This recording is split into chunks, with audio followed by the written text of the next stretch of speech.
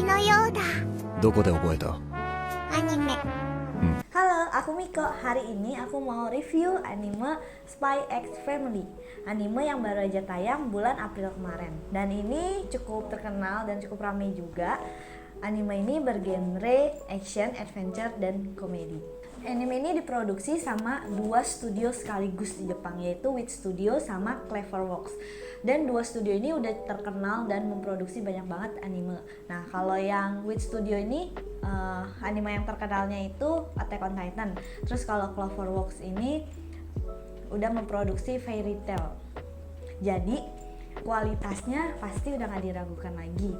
Aku pertama review dulu dari segi animasinya ya. Jadi animasinya mulai dari gambarnya, dari warnanya, terus dari transisinya juga nggak kaku dan bagus gambarnya. Jadi cukup memanjakan mata. Jadi aku mungkin menilai 8 dari per 10. Oke, langsung lanjut kita bahas alur ceritanya. Jadi ceritanya ini bermula dari seorang mata-mata namanya Twilight. Jadi kalau di bahasa Indonesiain senja ya. Dia ini adalah mata-mata profesional dan sukses dan mata-mata nomor 1 di negara Barat Westalis. Nah, dia ini ditugasin untuk pergi ke negara Ostania, negara timur, karena ada misi untuk mencegah konflik antara negara barat sama negara timur. Nah, karena dia mata-mata nomor 1, jadi tugas ini hanya bisa dipercayakan oleh dia saja. Dia ini kemampuannya salah satunya bisa mengubah-ubah mukanya. Bahkan dia ada julukan sebagai 1000 wajah. Terus dia itu gak pernah gagal dalam misinya. Jadi dia tuh benar-benar profesional dan mata-mata yang sukses dan keren banget. Namun untuk misi yang kali ini nih, dia ada tugas khusus nih, rada beda sama misi-misi sebelumnya. Jadi dia harus punya anak sama istri. Wah, kenapa?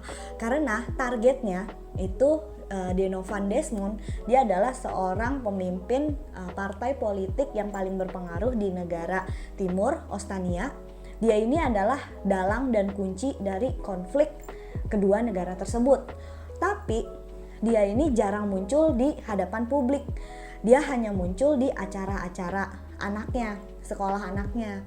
Jadi mau gak mau, untuk mendekatkan diri dan menggali informasi, si Twilight harus punya anak yang disekolahkan di sana supaya anaknya bisa berteman sama si anaknya Desmond dan dia bisa menggali informasi lebih dalam untuk mencegah konflik ini. Dan misi ini disebut dengan Operation Streak. 次の任務だ。ためにまず結婚して子供をこさえる。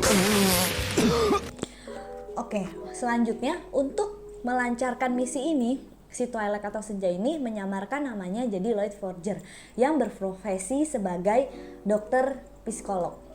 Nah, akhirnya dia membeli rumah yang tipe keluarga, lalu dia pun pergi ke panti asuhan dan ke panti asuhan yang kurang terkenal supaya dia bisa dengan gampang memasukkan data-datanya. Nah, pergi ke panti asuhan, akhirnya direkomendasi nih sama yang punya, ada satu anak namanya Anya. Dia tuh anak yang aneh dan sebenarnya mungkin pinter ya. Pas dites, ternyata si Anya tuh bisa nyelesain TTS gitu, teka-teki, sampai si Lloyd Forger ini terkejut. Wah, ini anak pinter banget dan cocok banget buat masuk ke sekolah bergengsi, yaitu sekolah Eden Academy. Lalu akhirnya si Forger ini adopsilah si Anya. Nah, tahu gak sih guys, ternyata si Anya ini bukan super genius atau pinter. Jadi dia itu adalah anak dari eksperimen atau Esper. Jadi dia punya kemampuan buat baca pikiran orang. Sebenarnya tuh dia nggak pinter-pinter banget, tapi karena dia bisa baca pikiran orang, akhirnya dia bisa ngisi dan terlihat jadi pinter begitu.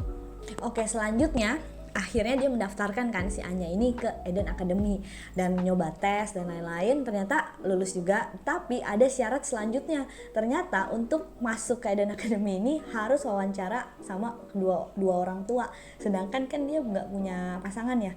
Akhirnya selanjutnya si Lloyd Forger ini harus mencari pasangan.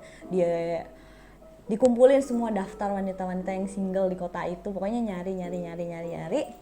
dan akhirnya ketemu sama seorang wanita namanya Yo Breyer, dan dia punya identitas palsu juga. Ternyata dia adalah seorang pembunuh profesional.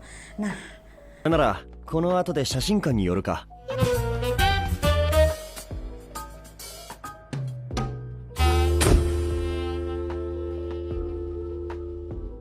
jadi si Lloyd Forger ini intinya berhasil dia membentuk satu keluarga, tapi keluarganya kan kayak aneh gitu, dia mata-mata, terus anaknya bisa baca pikiran, abis itu istrinya membunuh bayaran. Nah, kira-kira misinya ini bakalan berhasil apa enggak ya?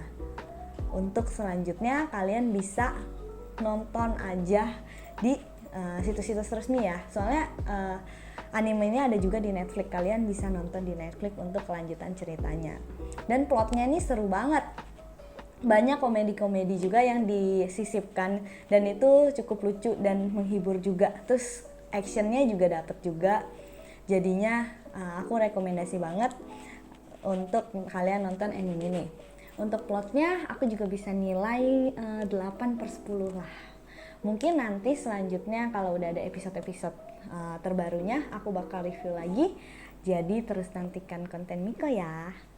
Jangan lupa komen, like, dan subscribe. Sampai sini dulu, bye-bye.